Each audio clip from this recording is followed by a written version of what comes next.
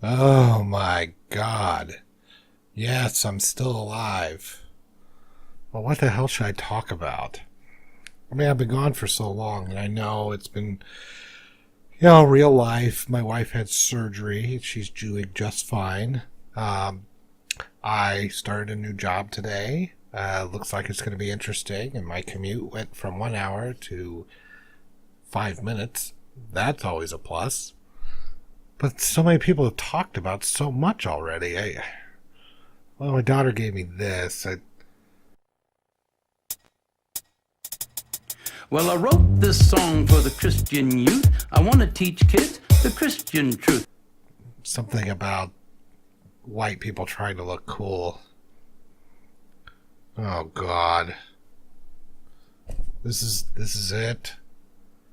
Okay, come on, sweetie. White people trying to look cool and hip and edgy doesn't. My crew is big and it keeps getting bigger. That's 'cause Jesus Christ is my nigga.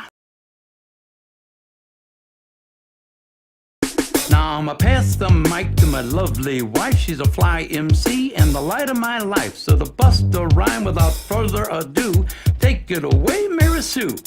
Jesus Christ is my nigga. Oh, praise Keck and all his great glory. Laugh hang. Oh, that's me too. Laugh hang. Isn't me? Come on. Don't overdo it. Now, I have to admit, I did enjoy watching Trump supporters beat the shit out of these pussy antifa guys. This has become war. Free speech is now being fought with violence. Way to go, Antifa. You killed the golden goose. See, the reason why we have free speech is so we don't have to have violence, because we're a civilization. But you and your social justice buddies are trying to shut down free speech.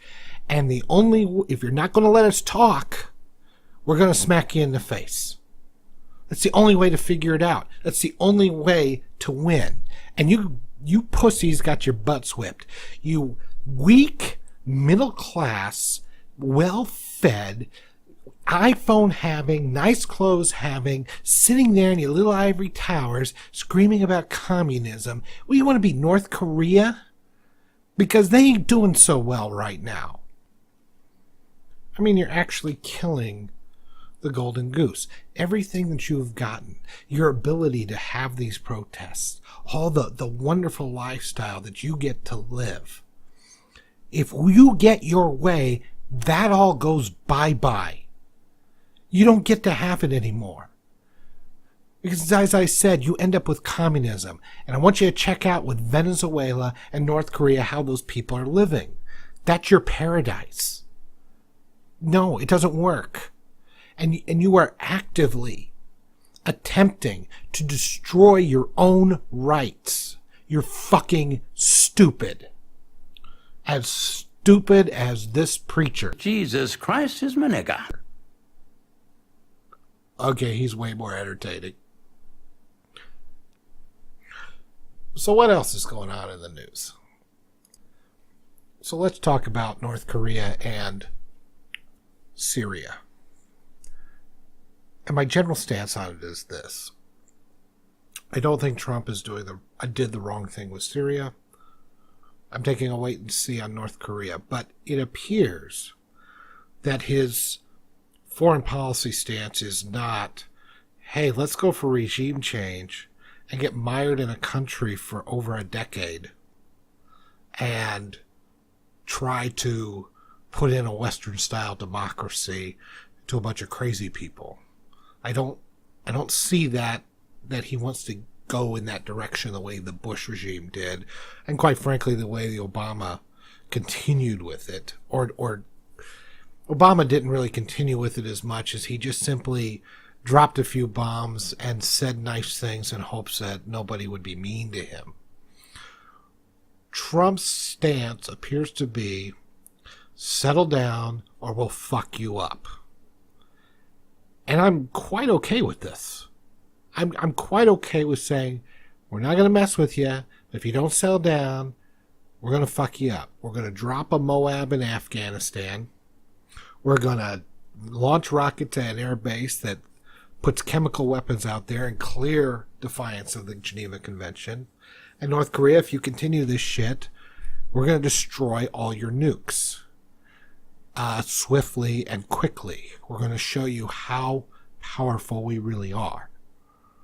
And if he's got the Chi-Coms on board, because clearly the Chi-Coms and South Korea and Japan don't want this crazy guy doing anything. So I have a feeling they may give some bluster. Oh, I can't believe Trump did this. Oh my gosh, we're so upset. Here, buy some more sneakers.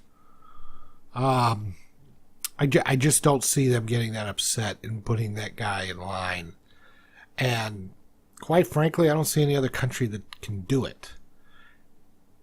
And in this instance, I believe we're at a point where we're just simply preventing war and possibly nuclear war. The minute somebody gets nervous over that line, fires a bullet, another guy fires a bullet back, or some North Korea shells, and it's all out war. I think if we could do something decisive one day that prevents that, I'm all for it. Will it work? God knows. I don't know. It's scary. But we can't let him have those fucking nukes. Can't. He will use them. And so he needs to be stopped. And the Chinese know this, and Japan and South Korea definitely know this. And somebody needs to step up and stop him. And stop North Korea. That doesn't mean that we go in there and try to install a Western-style democracy and put boots on the ground and everything else. I just think it needs to be really, really decisive. And we can do that. I think one of the problems with the Iraqi war, because you're trying to put in this regime and you're trying to make friends with them, is that every freaking bullet fired had to be ran by a lawyer and forms were signed. It was ridiculous. If we're just simply going to go, no, we're going to bomb the shit out of you, and you're going to take it, I'm okay with that. If it's decisive. Now, I've been wrong before. I was wrong about Iraq originally. I did not really understand that we were no longer, and I don't think Bush did either, that we weren't fighting nations anymore. We were fighting ideologies, and the borders didn't really mean anything at that point. And it certainly doesn't mean anything to ISIS or Boko Haram or any of these crazy terrorist regimes. But Kim Jong-un is not a religious zealot. He's nuts, but they're just, it's all political and communist. And I think just like Antifa, I think they're cowards in the end. I think all communists and socialists are cowards in the end. And I think he will back down if we have one quick, brutal fucking strike. I'm still trying to formulate an answer on what we do about ISIS and all those guys, or the bomb them into parking lots, but I don't think that's really the best answer. I think it would be decisive. I'm just not really into genocide, which is how bad it's gotten with Islam. And when I say genocide, I don't mean the race of Islam. I mean, the entire countries that have Islam as their political and theological guiding force. All their laws are based on Sharia and that sort of thing. I don't know what to do. It's not the best way to go, and it certainly isn't going to make us look good. But it's a whole different deal. But North Korea, fuck them. Fuck them. I don't get mad and I don't critique. I forgive him and turn the other cheek. I don't blaspheme and I don't brag. I don't cuss. And my pants don't sag. I do exude a little Christian swag, and I'm proud to be an American. Jesus Christ is a nigga. Let his light shine through ya. Let his love pop a cap in your butt and say hallelujah. Jesus Christ is a nigga. Look, preacher, Jesus was from the Middle East, so I think it would be more accurate if you said Jesus was your sand nigger. But I understand that doesn't go with the beat. So let's talk about Star Wars for a minute. Now, I'm sure most of you saw the trailer that dropped, but what many of you may or may not know about is the Star Wars celebration that happened this weekend. And it's kind of a way, well, it's like a Comic-Con. That's all it is. But if you can't go because you don't have the funds or the time, as I don't, you can watch it streaming. They stream the whole thing live. You can watch the panels. You can see what's coming up, and it's generally a lot of fun. And they had a very touching 40th. It's the 40th anniversary of Star Wars. Jesus, fuck, I'm old. And they did a tribute to Carrie Fisher. The problem is that at this point, Star Wars has gone full feminist. And I'm listening to this as they go on and on about these strong female characters and how female characters are so much stronger, and how Carrie Fisher led the way for strong female characters, and these females are very empowered. And to show us, they're making this whole set of videos that are going to be they're animated cartoons that focus on all the female characters in Star Wars: Rey, Carrie Fisher, Padme, Jyn Erso in the new Rogue One. And they're going on and on about this. And at some point,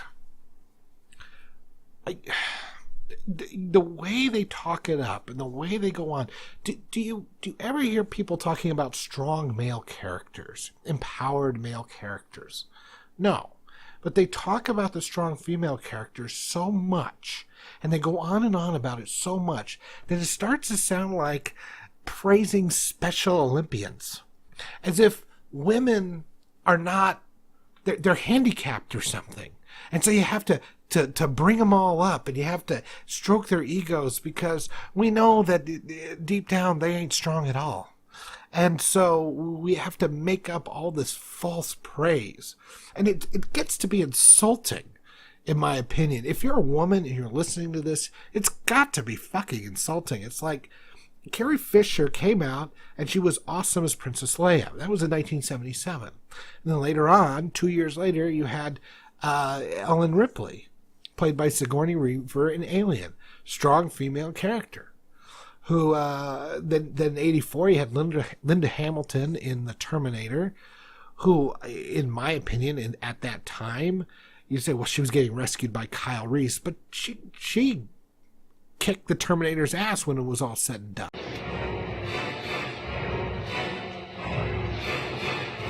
You're terminated, fucker.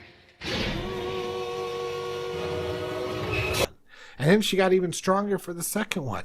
We've had loads of strong female characters that didn't have to be rescued.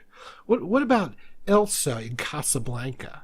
You can say, well, she wasn't doing what men do. She wasn't kicking ass and taking names. No, but she made a choice for her country and turned away what she wanted for her country to do the right thing.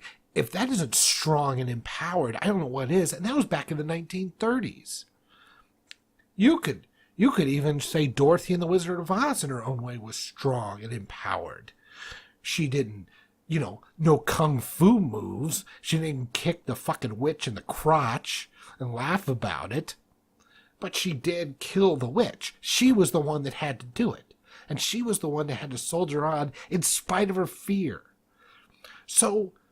And nobody talked about this. Nobody sit there and went, oh, that poor woman, she was so strong for a girl.